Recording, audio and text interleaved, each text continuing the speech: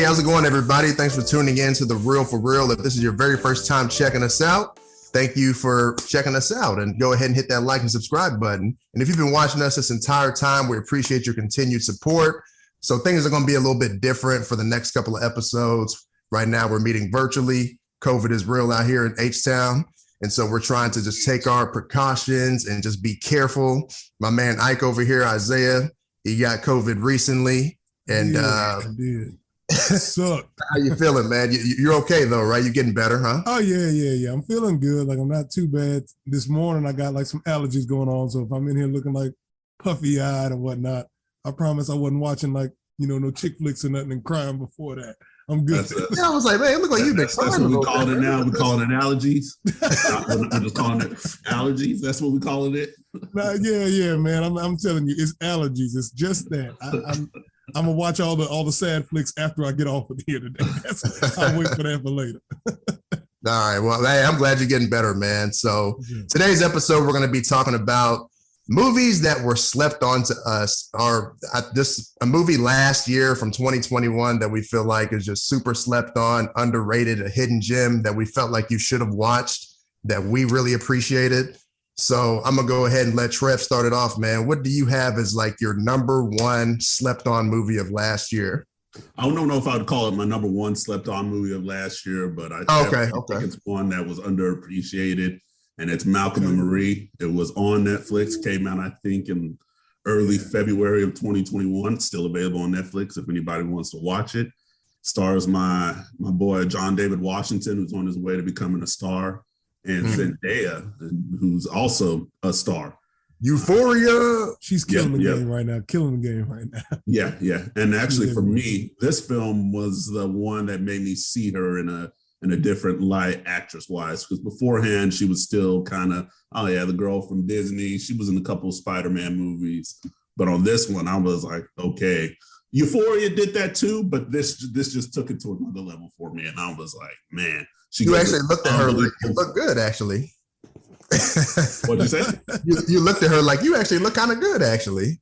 You grown. I'm not saying all that. Don't take that bait. Don't take that bait. You got a lovely life. Oh, my bad. I thought you said you looked at her differently. Sorry. You look at her differently from an actor's acting channel. I got you. You know how people are still in that if you start on Disney or if you start just to shed whatever we first saw people, she's showing that she has range and growth with this role, and she was definitely, one of the standout performances. I'm hoping to see that she might actually get nominated for an Oscar for this performance, because I thought it was fantastic. I really enjoyed it. She was the highlight of the movie. John David Washington did his thing as well, but Zendaya, they have great chemistry in this one, but Zendaya is just, unbelievable performance. That last monologue when she's telling Malcolm buddy, everything that she does for him and what she loves about him. I mean, it's just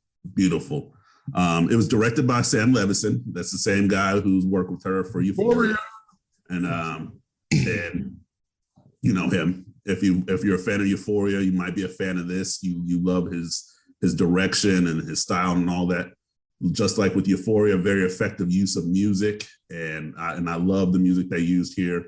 And the last song, shout out to Outkast.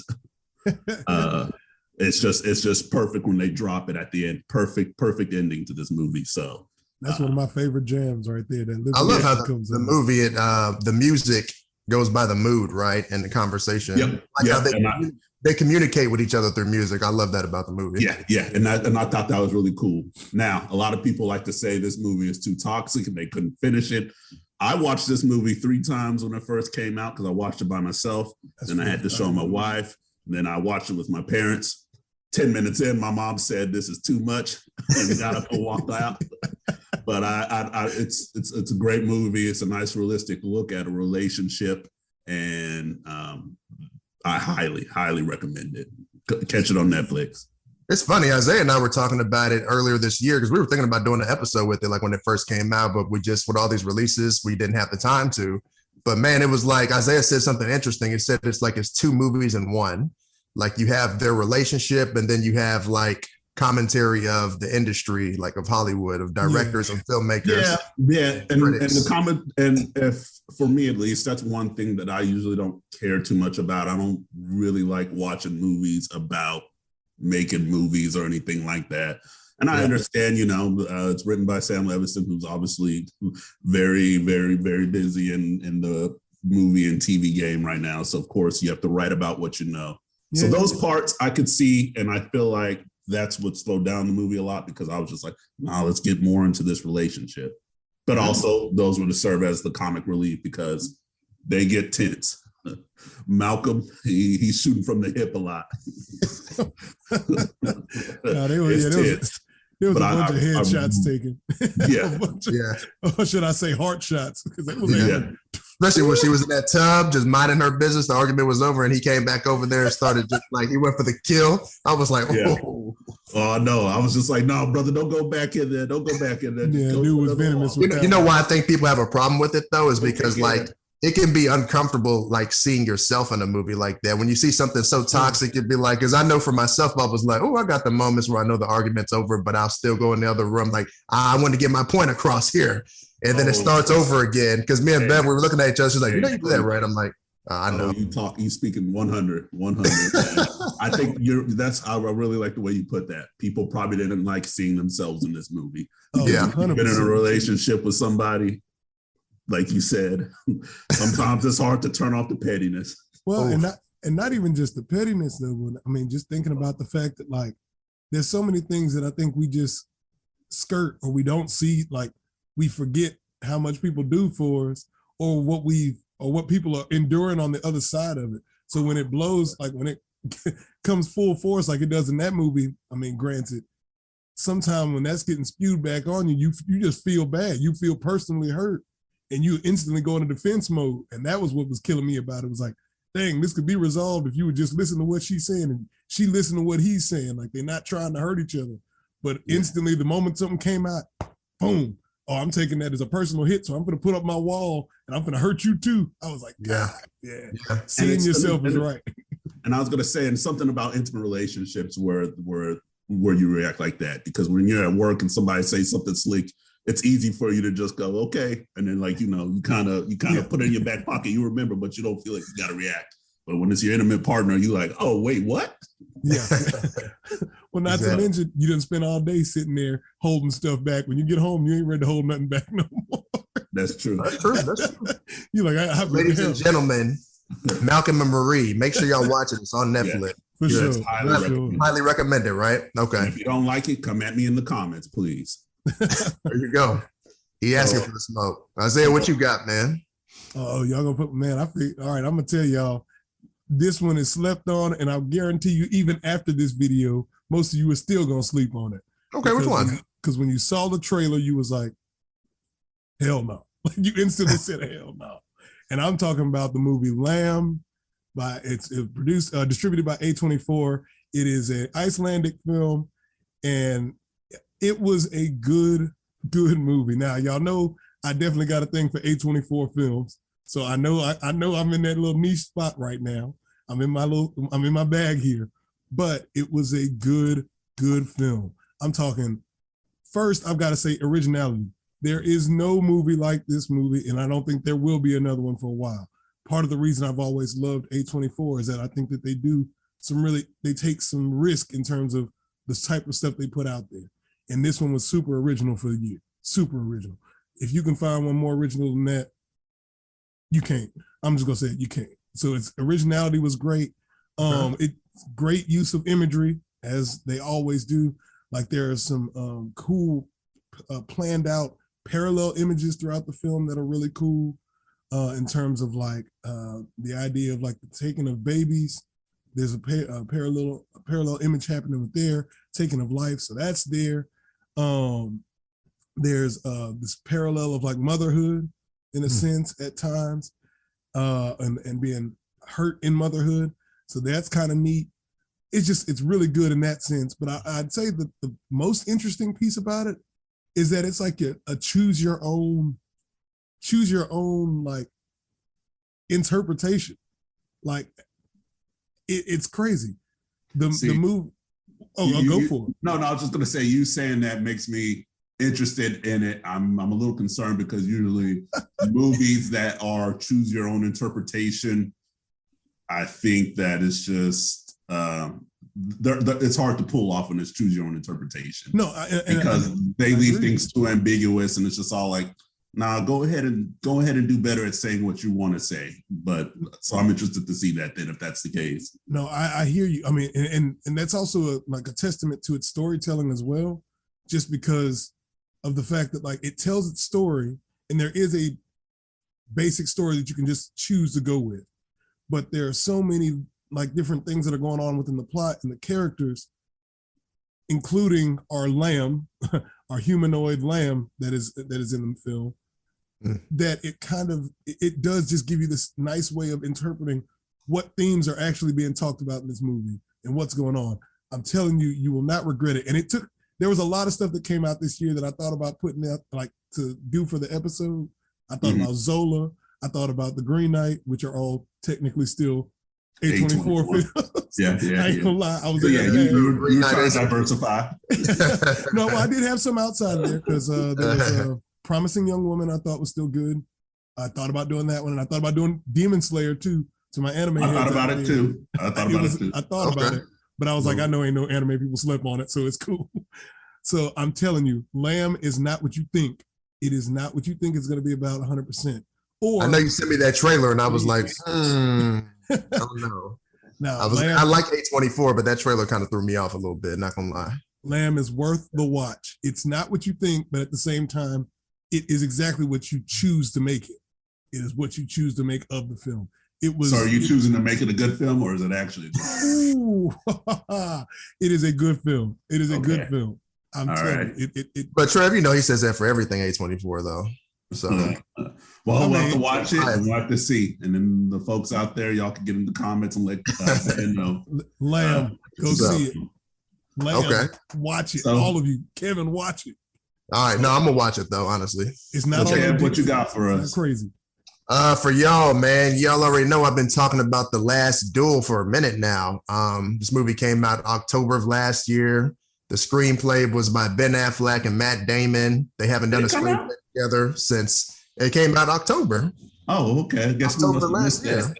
Yeah, man. And Ridley Scott directed it. And so I feel like whenever Ridley Scott drops something, you just go see it. That's just what you do. Ridley Scott drops something, you just go see it. It's like when Tarantino drops something, you just go see it. So I feel like it was super slept on, man. And the fact that Ben Affleck and Matt Damon, they did a screenplay together and they haven't done one since Good Will Hunting. I'm like, okay, like this should be drawing people to the theaters. So the movie had $100 million budget and it grossed $30 million. So I remember when I went to go see this movie, it was me and like 5 other people in there. It was like a Friday at like 5:30. And I was like, dang, man. I was like, well, it's still a little early, but Kevin catching that old person matinee, huh? Yeah. But I was like, why is like nobody in here? Like, this is crazy. Because it was like opening weekend and everything. So I was like, it's kind of crazy. But man, like it's a dope movie, man. Like it easily falls in my top 3 films from last year that came out. I don't know if I'd put it number 2. I know it'd be like right behind Judas and Black Messiah, but it's a great film. They filmed it in France and Ireland. It's all practical effects. The battle scenes are intense. It's a heavy drama, solid story. It's based on a true story back in the 1300s and a nonfiction book as well. And they say that 75% of the film is historically accurate. And what's crazy about this film is like it faced like bad press before it was even released. So apparently, like in the story, like I don't want to like go into too much of it, but in the movie, like somebody's raped, right? A woman's raped. And people assume that Matt Damon and Ben Affleck, like they just wouldn't give the subject matter justice, apparently. So there were already people slamming the movie before it even came out, which was like really weird. So like, I was like, how is this movie going to have any success if the people who do know about it are already talking crap about it? You know what I mean? Yeah. So to me, that just didn't make sense. But for the people who don't know, like just a basic premise of the movie, it's about Adam Driver. He's a squire to Matt Damon. They both are friends, and Adam ends up like moving up the ranks, getting respect by the nobleman who's Ben Affleck, because Ben Affleck is the son of the king, and Matt Damon's wife, played by Jodie Comer, is violently raped by Adam Driver. And so she stirs up the kingdom by coming forward. And so Matt Damon decides to challenge Adam Driver to a duel. And so Adam Driver accepts the duel to clear his name. And so they end up having the last duel. And it's based on a true story. It's the last legally sanctioned duel. So I thought it was really cool. And the movie's divided into 3 acts. So the first act is Matt Damon from his perspective. Act 2 is Adam Driver's perspective. And then act 3 is Jodie Comer's perspective. And her act is labeled as the truth. So I was just like, this is really good. Like, and it really hits on what we look at today, right? And like why it's hard for women to want to come forward in the first place, because like we're seeing these different perspectives. And when we look at Adam Driver's perspective, it's like he's seeing a whole different perspective, but either way, he was 100% in the wrong. You know what I mean? And like just all the drama that it causes, her coming out and saying stuff is like, it's crazy, man. It just shows you how crazy that medieval time period is and how hard it is for women to come out today to speak on, you know, them going through something like that. So I thought it's a great film. I think everybody should see it. I think if you're into like the Gladiator, the Bravehearts, this one has a little bit more drama to it just because of the subject matter. And really, Scott, like he was like, I could tell he was offended because he was like, these kids today, like they're not ready for mature subject matter, basically. Like they're not ready for this type of thing. Like they just want to see some fun stuff. They're not ready for this kind of thing. And I'm like, I agree. Like people don't want to see storytelling of this magnitude anymore. It's so weird because it's all about superheroes and action. It's like, what's up with this? Because this has the intense battle scenes, but it's a lot of drama in it as well. And it just I don't know if I take that. I don't know if I say people don't want to see that. Like, I don't know if it was because it kind of fell under the radar for me, at least. Yeah. In our age or in this time of age, it's very easy for a lot of things to get lost in the sauce. I didn't even realize that movie was released until Spider-Man was coming out. Yeah. That's in December. So I think this one came out in September, if I remember correctly. It came out October. Oh, see, don't even know when it came out. But I think the only thing I saw of it prior to, because I didn't see a trailer of it anywhere. Yeah. Even with all the YouTube I'm on and this, that, and the other, it just never popped up on my radar there. I remember going to the theater at some point that year and just seeing the poster. And that was it. Well, you know why that is, Isaiah? It's because that algorithm knows to only show you A24 stuff. They said we're gonna be wasting our time if we show them the last duel. That's to be funny. fair, I do get like A24. No. Everything that A24 drops. I mean, I even follow them on YouTube, so that is true. So the only way I heard about this movie was I think I was watching one of the games and I saw an advertisement for it one time on TV. And then I happened to be looking at a list of movies that were coming out for the rest of the year to see what we were going to talk about. And I saw The Last Duel was on there and it said Ridley Scott. And then I looked at the cast. I was like, wait a second, what? I was like, I know I saw like the trailer for it, but like, you know, I didn't see that much. I figured that Ridley Scott would have got you. Like, Ridley Scott got me. Well, y'all know I'm Blade Runner. They threw that out there and reeled your butt right in. Yeah, exactly. So, and then I'll also say, at least for this, I think it came out in a funny time where, because they were trying to, that one was only a theatrical release, right? Yes. They're trying to bring people back into the theaters, but I think that HBO Max and Disney Plus have spoiled us with, hey, I need to go to the theaters when we can just stream these new releases. Now, exactly. I think we need to go the HBO Max route where it's all like it's already included in my subscription, my monthly subscription cost, as opposed to Disney Plus. It's Disney, like, we looking at you. Run me a fresh new 30 on top of your subscription. But to be fair, people were like some of the actors were coming for Disney. They were like, yo, as they should. So I was like, yeah, they came and got our backs. Well, they got their back, but it in turn spoke what we were talking about too. Yeah, we shouldn't be getting double tax for this. I know, exactly. Especially I will say Last Duel, you can watch it on HBO Max, everybody. They have it on there now. They probably should have had it on there along with the theatrical release, but I understand why they did it, because they figured you would get up and go see it, but that failed because it only made 30 million. So hopefully they can get some money from HBO Max. I'm about to say, hopefully they got that in their contracts that they can get some money off the streaming. So yeah. See, I was going to say, I didn't realize Adam Driver was in the movie. So, you know, if you see Adam Driver's name attached to a film, it's going to be great. It's going to be, for sure. Yeah. That's it. Some range, man. That man is good. Man, for sure. For sure. But I mean, everybody, these are the movies that we felt like were slept on. Y'all let us know what you think. Leave a comment. Let us know if we're tripping or if we're, you know, on the mark. If you haven't seen these 3 movies that we've talked about, if you haven't seen Lamb, if you haven't seen Malcolm and Marie, if you haven't seen The Last Duel, definitely check them out. Malcolm and Marie, you can watch on Netflix. Lamb, you can watch on Amazon Prime Video. You have to rent it's on Amazon right now. You can rent it through there. Okay, so you have to rent it through there. I would suggest renting it. Huh? Oh, okay. All right. I would suggest renting it because I'll wait for it streaming. Because I was like, no. I'm suggesting to rent it just because I know for everybody it may not be instantly your cup of tea, and it's not going to be like for some of you it may not be rewatchable. But y'all know me. I'm about buying it. So. I'll segue real quick since we're talking about streaming on Amazon Prime. For all my anime fans out there, the final Neon Genesis Evangelion movie is now available for streaming on Amazon Prime. It is. It is good. It does not do anything more to explain the story, but it is a very, it's good. It's a good watch. Wait, isn't this the one that I watched on? Didn't I watch this recently on Netflix? Kev, you about to start us into a whole nother conversation. Yep. You didn't watch the Rebuild series. I told you to watch the Rebuild series. You said you're done. So there's 4 new movies. I'm not going to get into it, but I'm gonna watch the Rebuild. If it's on Prime, I watch it. I'll watch it. Referee right quick. Y'all 2 step back to your corners. Okay. I'll watch that. I'll watch that for sure. I'm gonna watch it this weekend. I do think that was slept on. It was a little bit. I mean, all the Evangelion fans were, of course, watching it, but yeah. But it was a nice ending to this to the series. So that's what's up. So Malcolm and Marie, Netflix. You got to rent Lamb. I don't know if they'll do it. You can buy it on there too. You can buy it on there.